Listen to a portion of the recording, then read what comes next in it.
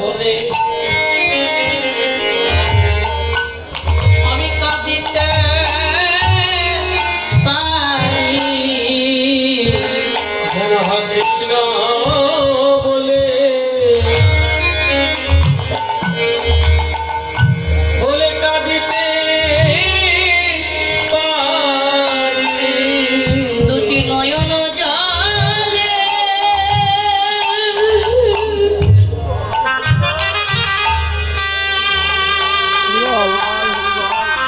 দুটি নয়ন জলে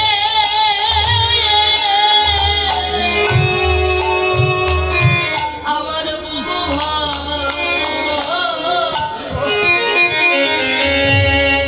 ভাষায় যেন কৃষ্ণ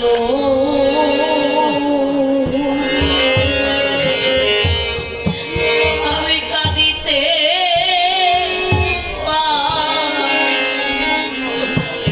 দুটি নয়ন জলে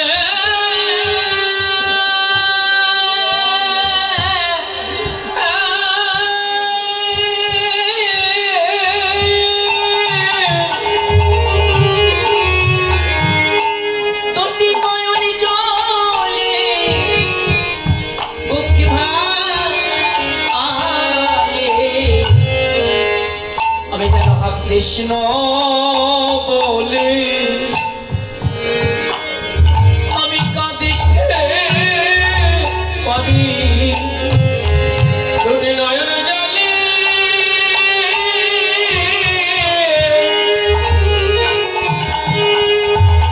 দুটি নয়ন জলে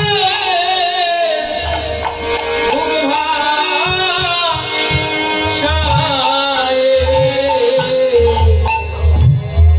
যেন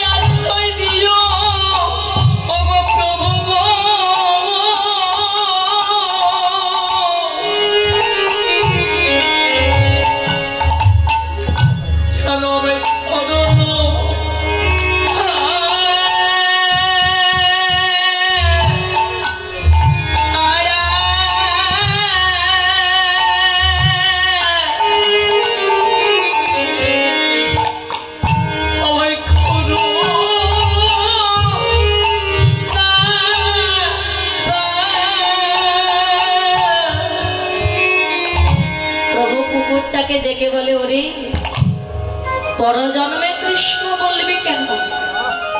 তুই এ জন্মে কৃষ্ণ বলবি কি করে প্রভু? আমার যে বলার মতো শক্তি না।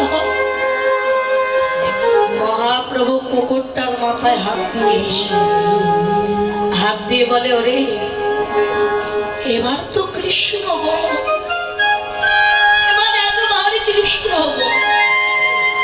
যেই না মাথায় হাত দিয়েছে বাবা, ভগবানের হাত যার মাথায় থাকে, অসাধ্য বলে কিছু থাকে, মহাপ্রভুর আশীর্বাদে ওই কুকুরটা নিজের ডাক ভুলে গিয়ে হা কৃষ্ণ প্রাণ কৃষ্ণ বলে।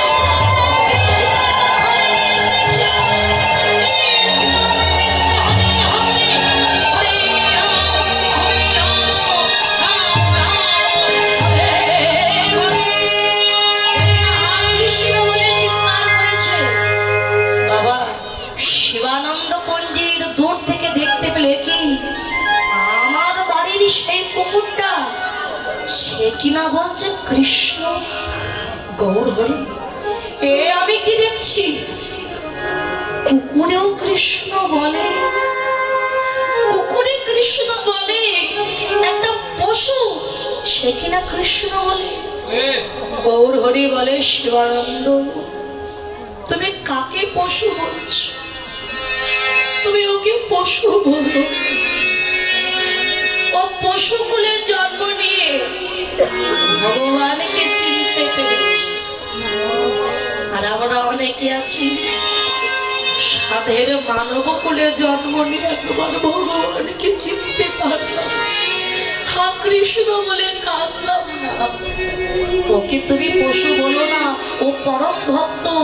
তুমি কে জানো না শিবানন্দ, ভক্তি যার কৃষ্ণ তার সর্বশাস্ত্রে কয়, ভক্তি না থাকিলে কৃষ্ণ দেখিলেও কি হয়।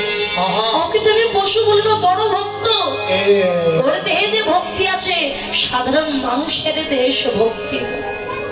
শিবানন্দ ছুটতে ছুটতে কুকুরটার কাছে গিয়ে বলে, ভক্ত তোর দেহে যে ভক্তি সেটা আমার দেহে হলো। তুই এতদিন আমার বাড়িতেই ছিলি, কিন্তু আমি তোকে চিনতে পারিনি। ওরে শুনেছি ভক্ত সঙ্গ করলে নাকি মানব জনম ধন্য হয়ে যায়। ভক্ত রে কেন আর ঘুরে দাঁড়ায় আছি? একবারে আয় ভক্ত, ভক্ত সঙ্গ